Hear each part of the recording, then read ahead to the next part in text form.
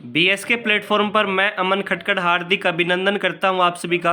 आशा करता हूं आप बहुत अच्छे होगे, स्वस्थ होगे और आने वाले कंपटीशन एग्जाम की तैयारी आप अच्छे तरीके से कर रहे होगे। तो इसी कड़ी के अंदर साथियों आज हम पढ़ने वाले हैं नवंबर 2023 का सारा करंट अफेयर। एक ही क्लास में हम सारा का सारा नवंबर मंथ का जो करंट अफेयर रहेगा उसको सारा का सारा पढ़ लेंगे आज। ठीक है, तो बिना टाइम वेस्ट किए पहले क्वेश्चन की ओर चलते हैं। हाल ही में केंद्रीय शिक्षा मंत्री धर्मेंद्र प्रधान ने किस राज्य में 124 पीएम श्री स्कूलों का शुभारंभ किया है? तो याद रखना बच्चों, इसका जो राइट आंसर रहेगा ये रहेगा हरियाणा राज्य के अंदर। हरियाणा राज्य के अंदर आपने याद रखना बच्चों 124 पीएम श्री स्कूलों का यहाँ पर शुभारंभ किया गया है। और 124 पीएम श्री स्कूलों के अंदर खास बात क्या होगी बच्चों, रीजन क्या रहेगा 124 पीएम श्री स्कूल खोलने का? तो याद रखना है बेहतर सुविधाएं प्रदान करने के लिए। बेहतर सुविधाएं प्रदान करने के लिए जिस प्रकार सरकारी स्कूलों के अंदर साथियों सुख सुविधाएं बच्चों को जो है वहाँ पर दी जाती हैं, तो इनके अंदर कुछ अलग चेंज किया गया है। बेहतर सुविधाएं यहाँ पर दी जाएंगी और अंग्रेजी और हिंदी मीडियम की यहाँ पर पढ़ाई करवाई जाएगी। ठीक है, बात करते हैं बच्चों धर्मेंद्र प्रधान की। तो धर्मेंद्र प्रधान जो है केंद्रीय शिक्षा मंत्री, कौशल उद्यमिता मंत्री कौन है बच्चों? केंद्रीय शिक्षा मंत्री भी धर्मेंद्र प्रधान जी है। ठीक है, याद रखना आपने। अगर बात की जाए ये घोषणा कब की गई है, कब इनका जो है शुभारंभ किया गया है, तो याद रखना है 25 अक्टूबर को बच्चों, 25 अक्टूबर साल 2023 को। तो 25 अक्टूबर साल 2023 को जो है एमडीयू महर्षि दयानंद यूनिवर्सिटी के अंदर जो है शुभारंभ किया गया। बात की जाए बच्चों एमडी यूनिवर्सिटी की, तो एमडी यूनिवर्सिटी कहाँ पर है? तो याद रखना आपने रोहतक जिले के अंदर है। ये वही रोहतक जिला है जिसका गठन 1966 के समय पर किया गया था। आज के समय पर एमडी यूनिवर्सिटी की अगर बात की जाए बच्चों तो इसके जो वाइस चांसलर हैं उस व्यक्ति का नाम है प्रोफेसर राजवीर सिंह। तो प्रोफेसर राजवीर सिंह जो है वर्तमान समय में क्या रहेंगे? इसके वाइस चांसलर रहेंगे बच्चों, याद रखना आपने। उसके बाद हम चलते हैं नेक्स्ट क्वेश्चन की ओर। देखिएगा नेक्स्ट क्वेश्चन हमारा क्या है। हाल ही में इंडिया मोबाइल कांग्रेस के 7वें संस्करण का उद्घाटन कहां पर किया गया है? तो याद रखना बच्चों इसका जो उद्घाटन किया गया है ये कहां पर किया गया है? प्रधानमंत्री नरेंद्र मोदी जी के द्वारा किया गया है। क्या है ये? तो जान लेते हैं इसके बारे में। देखिएगा जियो ने स्पेस फाइबर की जो है शुरुआत की गई है। यहाँ पर अगर बात की जाए इंडिया मोबाइल कांग्रेस की, तो बात की जाए बच्चों जो 5G ये जो लैब्स है बच्चों इनकी जो है यहाँ पर शुरुआत की गई है 100 लैब्स की। और जो जियो ने स्पेस फाइबर की जो शुरुआत की है तो इसके अंदर जो है ये बातें बताई गई हैं। ठीक है, तो याद रखना बच्चों इंडिया मोबाइल कांग्रेस के अंदर 7वां संस्करण हुआ है। कहाँ पर हुआ है? दिल्ली के अंदर हुआ है। दिल्ली भारत की राजधानी है बच्चों। और याद रखना है यहाँ पर जो है जो जियो स्पेस फाइबर की जो शुरुआत हुई है उसके बारे में बताया गया है। और जो 5G यूज कैश लैब्स है बच्चों 100 उनके बारे में यहाँ पर बताया गया है प्रधानमंत्री नरेंद्र मोदी जी के द्वारा। आशा करता हूँ आप समझ चुके होंगे। चलते हैं नेक्स्ट क्वेश्चन की ओर। देखिएगा नेक्स्ट क्वेश्चन हमारा क्या रहेगा। हाल ही में कहा अंतर्राष्ट्रीय खनन और संसाधन सम्मेलन 2023 का आयोजन किया गया? तो कहाँ पर जो है अंतर्राष्ट्रीय खनन और संसाधन सम्मेलन 2023 का आयोजन किया गया है? तो इसका जो राइट आंसर रहेगा बच्चों ये रहेगा ऑस्ट्रेलिया के अंदर। कहाँ पर? ऑस्ट्रेलिया के अंदर। और कब से कब तक? तो याद रखना बच्चों आपने 31 अक्टूबर से 2 नवंबर 2023 तक। ठीक है, और ऑस्ट्रेलिया के अंदर कहाँ पर बच्चों? तो सिडनी एक जगह है। ठीक है, तो सिडनी के अंदर जो है ये सम्मेलन का आयोजन किया गया है। और ऑस्ट्रेलिया जो है बच्चों ये सबसे बड़ा सबसे प्रमुख खनन कार्यक्रम रहा है ये ऑस्ट्रेलिया के अंदर अंतर्राष्ट्रीय खनन और संसाधन सम्मेलन का। हाँ जी, उसके बाद हम चलते हैं साथियों नेक्स्ट क्वेश्चन की ओर। देखिएगा नेक्स्ट क्वेश्चन हमारा क्या रहेगा। हाल ही में भारतीय सेना ने कहां पर चाणक्य रक्षा संवाद 2023 आयोजित किया? तो चाणक्य रक्षा संवाद 2023 आयोजित किया गया है। ये कहां पर आयोजित किया गया है? नई दिल्ली के अंदर आयोजित किया गया है। और इस संवाद के अंदर बच्चों दक्षिण एशिया और जो हिंदू प्रांत है उसमें जो है सुरक्षा संबंधी चुनौतियों का व्यापक विश्लेषण यहाँ पर किया गया है।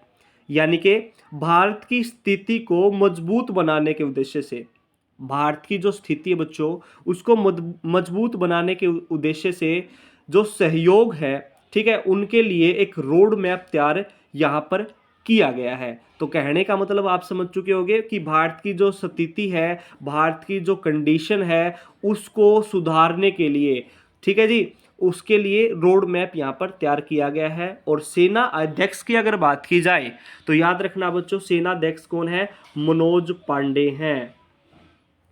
वर्तमान समय में सेना अध्यक्ष कौन है बच्चों? तो याद रखना आपने, मनोज पांडे वर्तमान समय में क्या रहेंगे? सेना अध्यक्ष रहेंगे। ठीक है जी, आशा करता हूं आपको समझ में आ चुका होगा। चलते हैं नेक्स्ट क्वेश्चन की ओर। देखिएगा नेक्स्ट क्वेश्चन हमारा क्या रहेगा। हाल ही में रोहित ऋषि को किस बैंक का कार्यकारी निदेशक नियुक्त किया गया है? तो रोहित ऋषि को किस बैंक का कार्यकारी निदेशक नियुक्त किया गया है? तो याद रखना बच्चों आपने, इसका जो राइट आंसर रहेगा ये रहेगा स्टेट बैंक ऑफ इंडिया। यानी कि state bank of India, SBI, state bank of India के जो कार्यकारी निदेशक के रूप में अपॉइंट किए गए हैं, वो कौन अपॉइंट किए गए हैं? तो इसका जो राइट आंसर रहेगा रोहित ऋषि रहेगा। SBI की अगर बात की जाए तो भारत की सबसे पुरानी संस्था है बच्चों SBI, state bank of India, जिसकी जो स्थापना होती है बच्चों ये 1955 के अंदर होती है। वैसे तो इसकी जो स्थापना हो चुकी थी 1803 के अंदर हो चुकी है, ठीक है, 1806 के अंदर। उसके बाद अगर बात की जाए, जब हमारा देश आज़ाद होता है 1947 के अंदर, तब उसके बाद जो इसकी जो स्थापना होती है बच्चों वो 1955 के अंदर होती है, ठीक है, 1 जुलाई को। और इसका जो मुख्यालय है, SBI का जो मुख्यालय है वो कहाँ पर है? तो याद रखना है मुंबई के अंदर है। मुंबई के अंदर है बच्चों मुख्यालय इसका। और मुंबई कैपिटल है, किस राज्य की कैपिटल है? तो याद रखना आपने, महाराष्ट्र राज्य की कैपिटल है। बात की जाए बैंक की तो याद रखना बच्चों, बैंकों का बैंक किसको कहा जाता है? तो RBI को कहा जाता है। किसको कहा जाता है बच्चों? RBI को कहा जाता है। RBI की स्थापना कब होती है? RBI की स्थापना होती है बच्चों 1934 के एक्ट के दौरान, 1935 के अंदर होती है RBI की स्थापना। ठीक है जी, आशा करता हूँ आप सभी को समझ में आ चुका होगा। चलते हैं नेक्स्ट क्वेश्चन की ओर। देखिएगा नेक्स्ट क्वेश्चन हमारा क्या है। हाल ही में कहां पर गंगा उत्सव के 7वें संस्करण का आयोजन किया गया? तो कहां पर किया गया है? तो नई दिल्ली के अंदर किया गया है। ये करंट अफेयर बच्चों आपके लिए बहुत ही इंपॉर्टेंट रहने वाली है। आज के समय पर जो भी कंपटीशन एग्जाम होते हैं ना, सभी के अंदर करंट अफेयर पूछा जाता है, ठीक है। तो इसलिए मैंने करंट अफेयर की सीरीज आपके लिए शुरू की है। तो चलते हैं, देखिएगा गंगा उत्सव की अगर बात की जाए तो गंगा उत्सव के 7वें संस्करण का जो आयोजन किया गया है ये नई दिल्ली के अंदर किया गया है। और किस लिए किया गया है बच्चों? तो याद रखना आपने, पर्यावरण और जल संसाधन के लिए नागरिकों को जागरूक करने का ये एक पहल है बच्चों ये, ठीक है। तो पर्यावरण और जल संसाधन की अगर बात की जाए तो उनके प्रति जो है नागरिकों को जागरूक बनाने का यहाँ पर काम किया जाएगा। और ये गंगा मिशन, सब जो राष्ट्रीय गंगा है ना, हमारी नदी जो है राष्ट्रीय गंगा है, ठीक है। तो राष्ट्रीय जो नदी है वो गंगा नदी है। तो राष्ट्रीय स्वच्छ गंगा मिशन के तहत जो है गंगा उत्सव का यहाँ पर आयोजन किया गया नई दिल्ली के अंदर। और याद रखना बच्चों, गंगा नदी की अगर बात की जाए 2008 के अंदर भारत के अंदर जो है राष्ट्रीय नदी का जो है दर्जा दिया गया था गंगा नदी को। भारत की सबसे लंबी नदी भी कौन सी है बच्चों? गंगा नदी है, ठीक है। तो गंगा नदी की सफाई के लिए, गंगा नदी के डेवलपमेंट के लिए, गंगा नदी को विकसित करने के लिए अच्छे तरीके से गंगा उत्सव का यहाँ पर आयोजन किया गया है। और पर्यावरण के प्रति लोगों को जागरूक करने के लिए इस पहल को शुरू किया गया है, ठीक है। अगर बात की जाए, यहाँ पर मैंने जिक्र किया बच्चों पर्यावरण और जल संसाधन का, तो पर्यावरण और जल शक्ति मंत्री है बच्चों, उस व्यक्ति का क्या नाम है? तो उस व्यक्ति का नाम है गजेंद्र सिंह शेखावत। गजेंद्र सिंह शेखावत जो है वर्तमान समय में क्या रहेंगे? पर्यावरण जल शक्ति मंत्री रहेंगे। ठीक है जी, आशा करता हूं आप सभी को समझ में आ चुका है। चलते हैं नेक्स्ट क्वेश्चन की ओर। हाल ही में भारत और किस देश के बीच काजिंद अभ्यास 2023 शुरू हुआ है? ठीक है, तो याद रखना है काजिंद अभ्यास किया गया नवंबर 2023 के अंदर बच्चों। भारत और किस देश के बीच किया गया है, तो कजाकिस्तान के बीच में।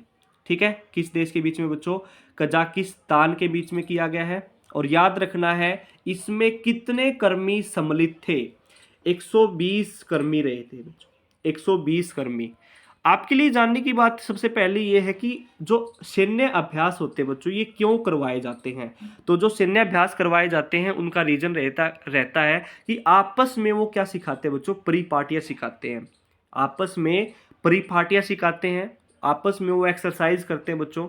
तो याद रखना है एक सेना को मजबूत बनाने के लिए सैन्य अभ्यास की आवश्यकता पड़ती है। ठीक है, तो याद रखना बच्चों आपने, काजिंद अभ्यास किया गया भारत और कजाकिस्तान के बीच में 30 अक्टूबर से 11 नवंबर 2000 30 अक्टूबर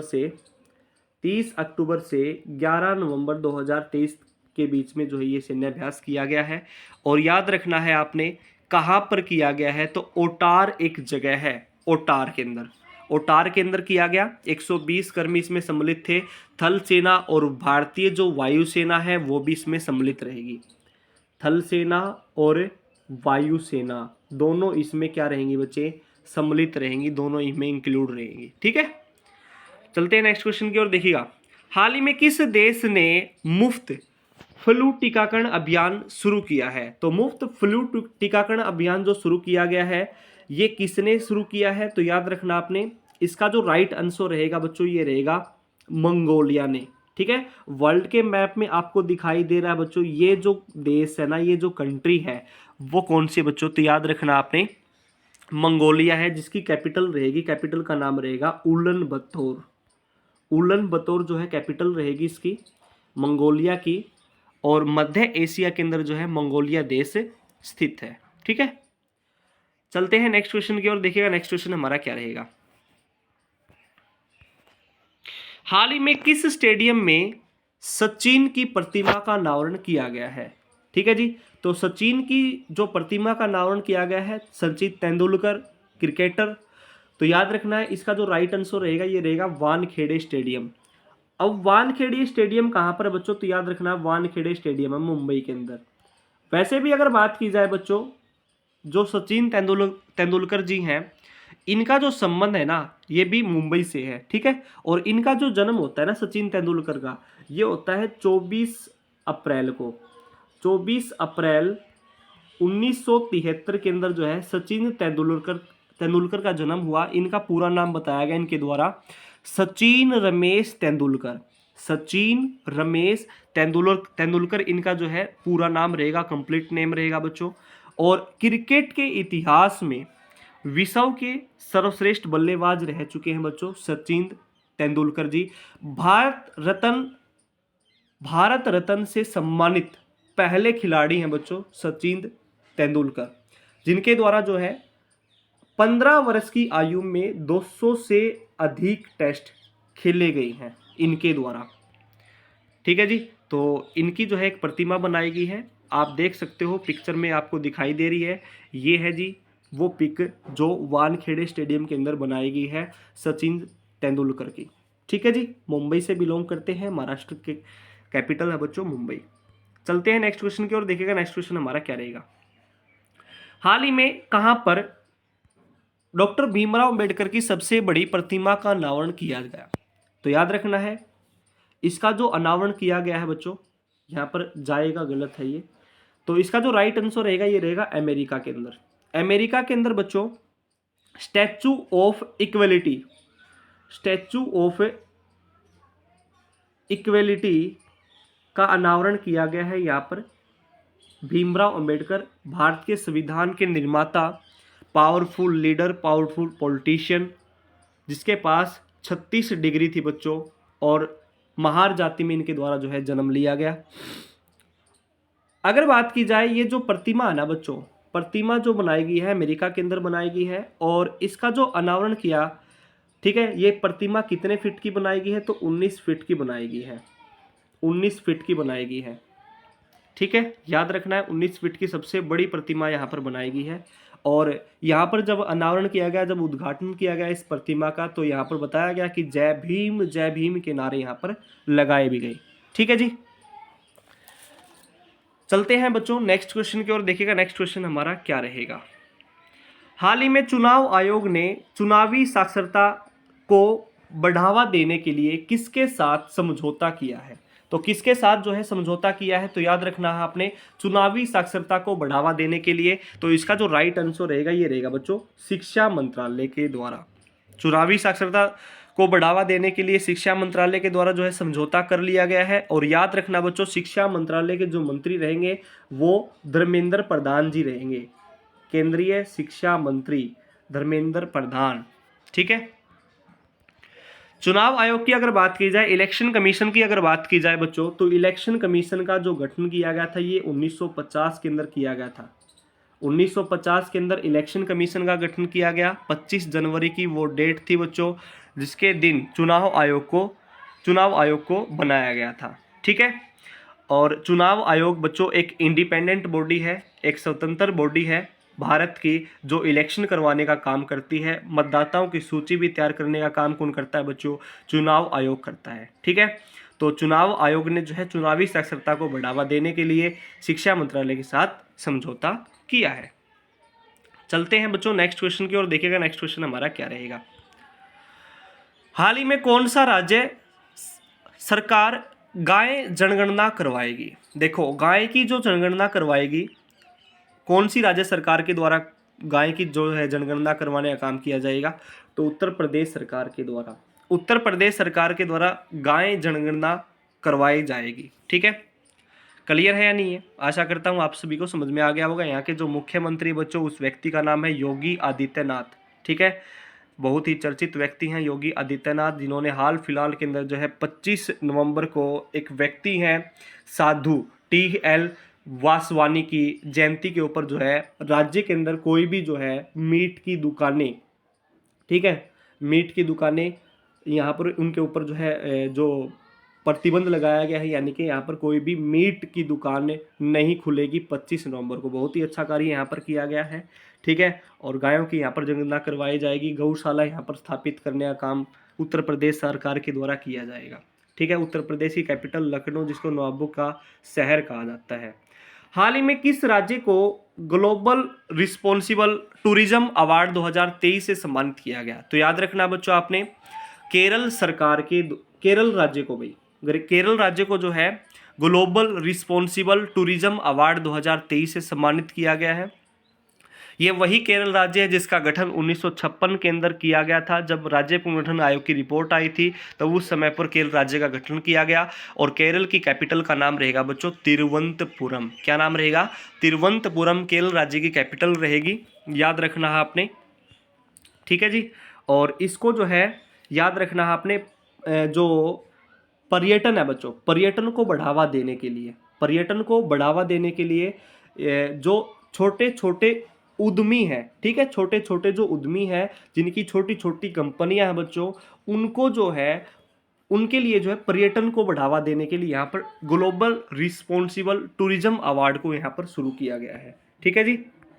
आशा करता हूँ आप सभी को समझ में आ गया होगा। चलते हैं नेक्स्ट क्वेश्चन की ओर। देखिएगा नेक्स्ट क्वेश्चन हमारा क्या रहेगा।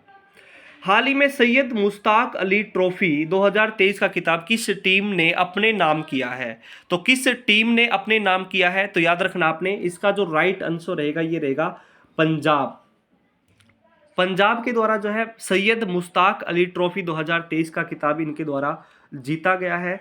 और जो सैयद मुश्ताक अली की अगर बात की जाए तो ये भी एक क्रिकेटर थे, भारतीय क्रिकेटर थे सैयद मुश्ताक अली। तो इनके नाम पर जो है ट्रॉफी दी जाती है, जो सबसे ज़्यादा जो है रन बनाता है, अपना टीम में नाम आगे बढ़ाता है।